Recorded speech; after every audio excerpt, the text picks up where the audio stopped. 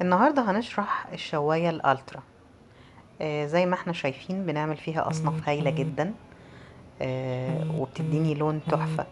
بتتميز شواية الألترا برو بتعريجات واضحة موجودة. بيبقى مهمة التعريجات دي إنها تفصل لي المواد الدهنية وسوائل الأكل عن الأكل نفسه، وفي نفس الوقت تخلي فيه ريحة للشواء. هنا بيكون عندي بعض البروزات من البلاستيك حوالين الشواية علشان تقدر ان يركب عليها الغطا. زي ما احنا شايفين بنقدر نستخدمها او نعمل عملية طهي طبقي، ان احنا نحط الالترا تحت والشواية في النص والغطا.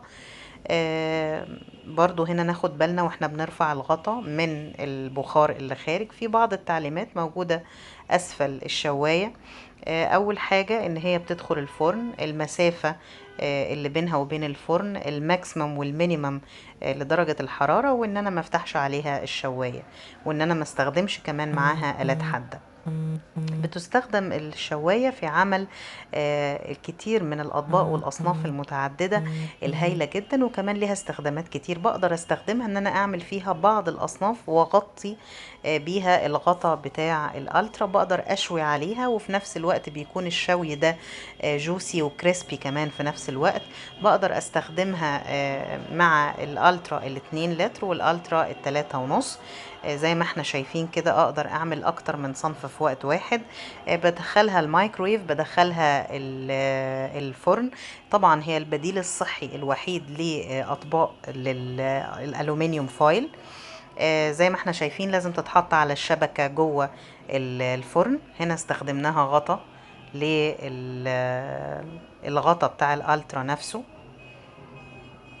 بتدخل الفريزر علشان اقدر احضر الاكل بتاعي قبل الغدا او قبل العشاء بوقت كافي. بحطها على مسافة ذكرناها.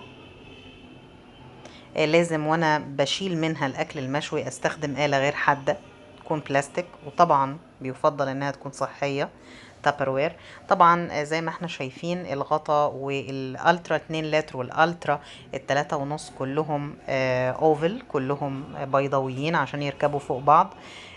طبعا الاكل فيها صحي جوسي وفي